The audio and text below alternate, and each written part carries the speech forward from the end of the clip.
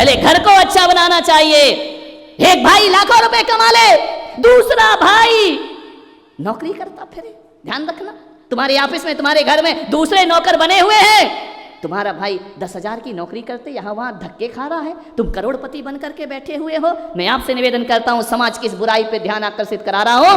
मंदिरों में बड़ा बड़ा चढ़ावा लेते हो, करोड़ों करोड़ों रुपए में ध्वज चढ़ाते हो, मंदिर के शिखर का कलश चढ़ाते हो, और सगा भाई 10,000 की नौकरी करते घूम रहा है। मान्यवर, ये चढ़ावा समाज स्वीकार करेगी, मेरे महावीर स्वीकार करने वाले नहीं है। ध्यान रखना, किस बात का चढ़ावा, किस बात का दिखावा? भाई भूखा मर रहा है, तुम्हारी देवरानी मुश्किल से दिन भर में 3,000 1,000 रुपए जुगाड़ नहीं कर पाती है, कपड़े सिल रही है। एक विचार करिए, गरीबी का जीवन जी रही है, तुम यहाँ सौधर में इंद्राणी बनी घूम रही हो। ध्यान रखना, ये तुम्हारा फर्ज नहीं हुआ करता है। मैं तो कहता हूँ कि सबसे पहली सहायता परिवार की होना चाहिए, फिर समाज की और फिर धर्म की सहायता होना चाहिए। ध्यान रखिए, सबसे पहली इकाई तो परिवार हुआ करता है, सबसे महत्वपूर्ण बात तो परिवार से हुआ करती है। घर का भाई भूखन मरे, दानी हुए तो क्या हुए, वो जाना नहीं निज आत्मा ज्ञानी हुए तो क्या। घर के भाई भूखे मर रहे, विचार करिए आप। वो नौकरी करते घूम रहे हैं, आप बड़ी कोठी में बैठे हैं। धिक्कार आपकी जिंदगी को। मैं कहता हूं सबसे पहला दान अभाव ग्रसित भाई के लिए होना चाहिए। ध्यान रखना, वो दर दर की ठोकरें खाएगा। तुम किस बात का दान लिखाते हो, किस बात की यात्राएं कराते हो, किस बात का भंडारा करते घूमते हो? घर के भाई को 2 रोटियां नहीं है तुम्हारे। मान्यवर, आप लाखों लाखों रुपए की साड़ी ला रहे हैं, देवरानी के पास 2-4 साड़ी हैं, आपका फर्ज नहीं बनता है? उसके लिए हमें कुछ करना चाहिए।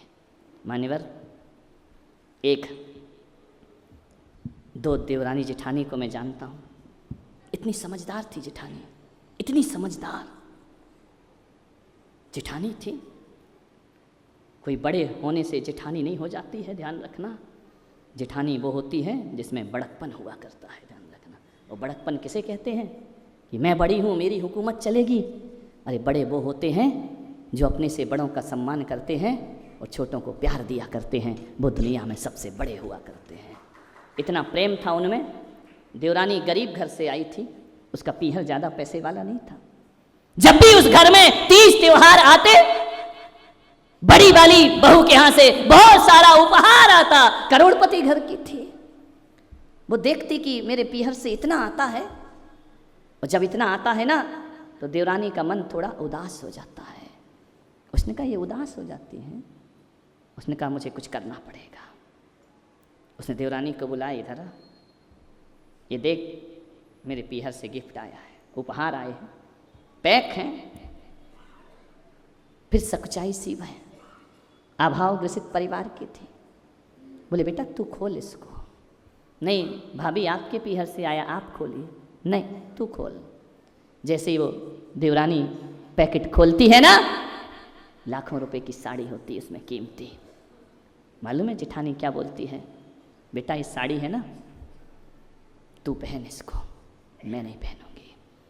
अरे आपके पीहर से आया भाभी, आप पहनिए, मुझे क्यों दे रही? बेटा मैं पहनूंगी, लेकिन जब तक 15 दिन तू ना पहन लेगी तब तक मैं उस साड़ी को पहनने वाली नहीं हूँ। ध्यान रखना, उस जेठानी ने ऐसा रोल अदा किया अपने जीवन में। जो भी उपहार आता, जो भी आता, सबसे पहले देवरानी को देती, उसे ही देती। बेटी एक बात ध्यान रख बहन, तूने भी घर छोड़ा है, मैंने भी घर छोड़ा है, इस परिवार में हमें आकर के रहना है, इसे स्वर्ग बनाना है। आज के बाद कभी ये मत कहना मेरा पीहर क्या है और तेरा पीहर क्या है। अरे जो तेरी ससुराल वो मेरी ससुराल, और जो मेरा पीहर वो तेरा पीहर है। ये बात जुबान पे नहीं लाना। आज के बाद मेरा तेरा नहीं होना चाहिए। उसके पति यदि साड़ी लेकर के आते थे तो पहले वो कहती थी कि छोटी को साड़ी लाना, और वही डिजाइन, वही कलर, वही रंग, वही डिजाइन, वही कीमत। दोनों के एक से आभूषण आने लगे, दोनों की एक सी साड़ियां आने लगी, दोनों के लिए एक सा सब कुछ होने लगा। जेठानी ने कभी अपने लिए अकेले कुछ नहीं बनाया। और एक बात ध्यान रखना, जब देवरानी के बच्चे स्कूल से लौट करके आते तो जेठानी ये नहीं कहती तेरे बच्चे आए तू फुल्का बना करके खिला, वो खुद जाती, ये तेरे नहीं ये मेरे बच्चे हैं, उन्हें खिलाया करती। बोलो जिस घर में ऐसी देवरानी जेठानी रहेंगी, दुनिया की कौन मंथरा उस परिवार को तोड़ सकती है। ध्यान रखना, लाख कोशिश कर लो वो घर बिखर नहीं पाएगा, वो घर मजबूत रहेगा। उस घर में ध्यान रखना परमात्मा भी उस घर को आशीर्वाद दिल से दिया करता है। ध्यान रखिए, उसने नहीं बिखरने दिया, बहुत ध्यान रखा। हर चीज में वह देवरानी को आगे कर, क्या बिगड़ जाएगा इतना कर लोगे तो, क्या बिगड़ जाएगा।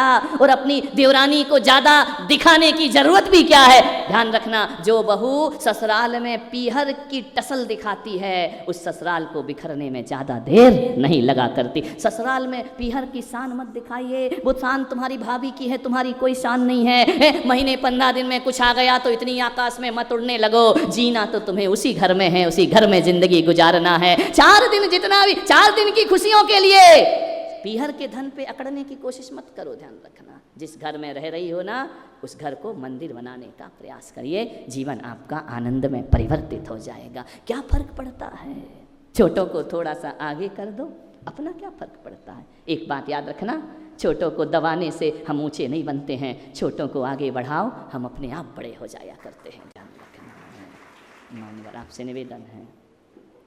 एक दिन की घटना घटी, देवरानी बहुत दुखी थी, इतनी दुखी हो गई, लेकिन वो जेठानी से कुछ बोल नहीं पाती। मालूम है, जिस घर में ऐसी जेठानी रहती है ना, उस घर की देवरानी उसे जेठानी या बहन या भाभी नहीं समझती है, वह देवी मान करके उसकी पूजा करती। देवी बनने का प्रयास करो ना। मंदिर में तो कहते हम भगवान बनेंगे, हम मोक्ष जाएंगे, काम कैसे करते हो। घर में भगवान नहीं बन पाए, दुनिया में क्या खाक भगवान बनोगे अपनी जिंदगी में। ध्यान रखना है, पद्मावती माता को एक बार चुनरी ना उड़ा पाओ तो कोई बात नहीं, माता दुखी नहीं होगी, माता अभिशाप नहीं देगी।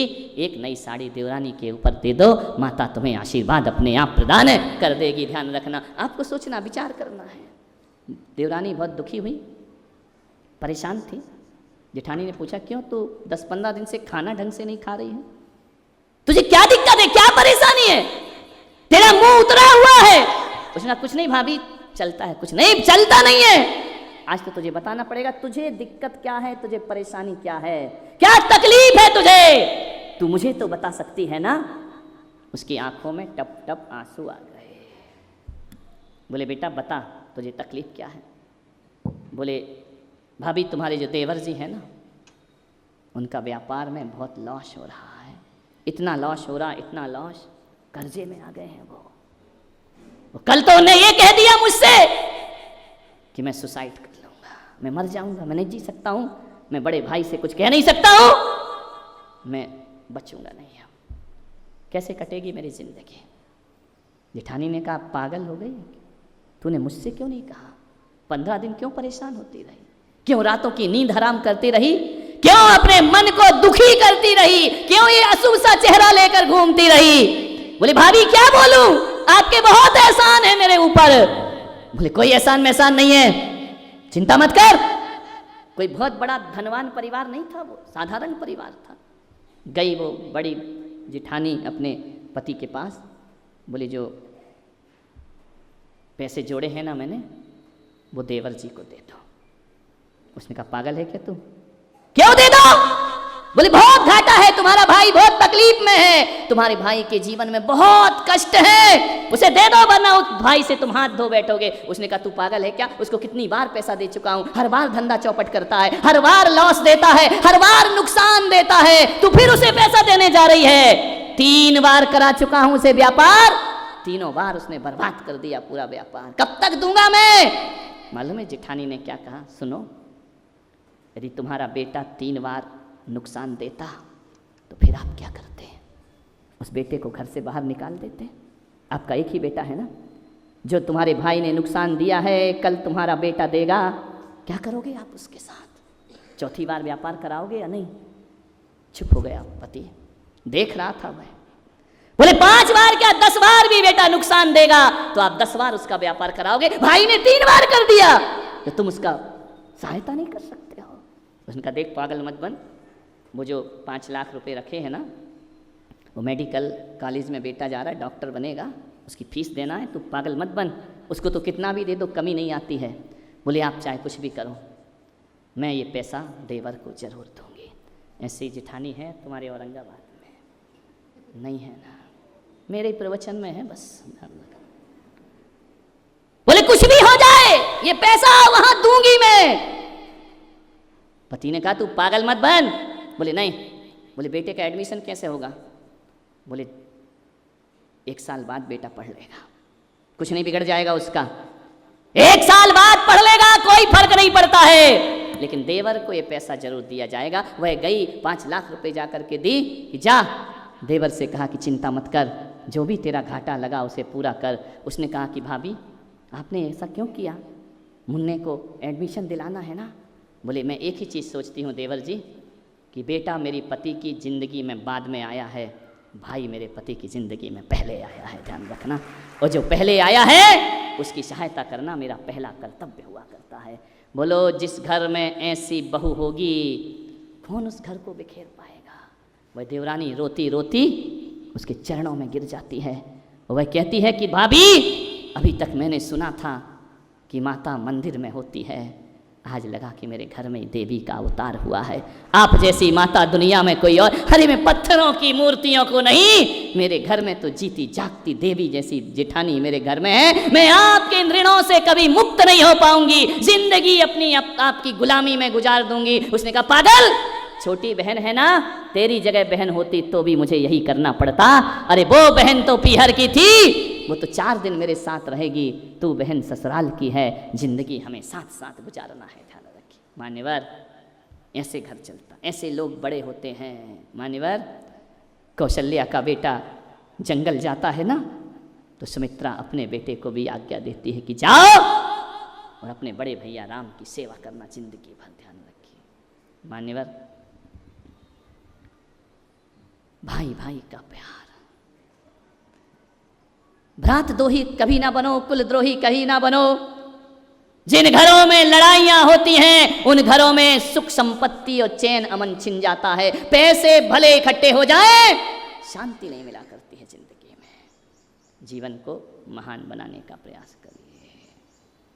बड़ा भाई के घर में गाड़ी आ जाए, छोटा भाई देखता रहे, तो ये मत कहना कि मैंने गाड़ी खरीदी है। कहना बेटा अपनी किस्मत है ना, आज से अपने को दूसरों से गाड़ी नहीं मांगना पड़ेगी। जब तुझे ज़रूरत होगी तू ले जाना, और जब मुझे ज़रूरत होगी मैं गाड़ी ले जाऊंगा। वो घर कैसा संभल करके रहेगा। मान्यवर, आज जितने केस अदालतों में है ना, वकील साहब यहाँ बैठे हैं अनिल जी, इतने केस हिंदू मुसलमान के नहीं हैं अदालतों में, इतने केस पड़ोसियों के नहीं हैं अदालतों में, इतने केस दुश्मनों के नहीं हैं जितने केस अदालतों में भाई भाई के हैं। ध्यान रखना, जाकर के देखना, घर की लड़ाइयां कटघरे में खड़ी हुई हैं। जितने भाई भाई लड़ते हैं उतना कोई नहीं लड़ता है जितना घरों में कलह हो रही है। पारिवारिक लड़ाई अधिकतर केस में तो ये कहता हूं 80% केस परिवार के हुआ करते हैं अदालतों में। ध्यान रखिए किन चीजों के लिए केस हो रहे हैं। धन्यवाद। निवेदन है,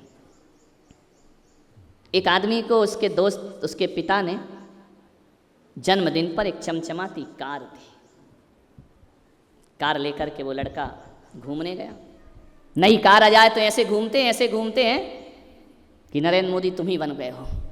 10 चक्कर लगाते गए, कार आई, ऐसी खुशी मिलती है, आनंद बरस जाता है। हमारे घर में कार आई, कार की पूजा हो रही, कार कोई फूल चढ़ रहा, कार कोई धत्ते की, उसकी पूजा पाठ से कार आई हमारे घर में।